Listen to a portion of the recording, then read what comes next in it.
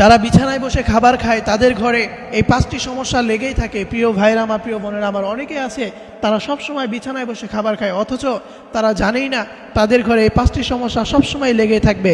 এই জন্য বিছানায় বসে কখনো খাবার খাওয়া যাবে না। আল্লাহ রাসূল সাল্লাল্লাহু আলাইহি ওয়াসাল্লাম জানিয়ে দিয়েছেন, বিছানায় বসে কখনো খাবার খাওয়া যাবে না।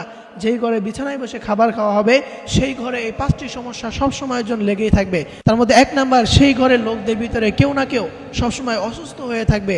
এবং 2 নাম্বারে, সেই ঘরে যত টাকাই আসুক না কেন সেগুলোতে কোনো বরকত থাকবে না, সেগুলো তাড়াতাড়ি শেষ হয়ে যাবে।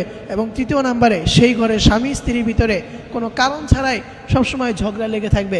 এবং 4 নাম্বারে, সেই ঘরের টাকা পয়সা কোথাও না কোথাও সবসময় ফেসে যাবে, সেই ঘরের টাকা পয়সা কখনো তাদের ঘরে জমা থাকতে পারবে না। এবং 5 নাম্বারে, সেই ঘরের কারো না কারোর উপর সবসময় ঋণ জমতে থাকবে। প্রিয় ভাইয়েরা আমার, প্রিয় বোনেরা আমার, এই 5টি সমস্যা ওই ঘরের লোকদের উপরে সবসময় লেগে থাকবে।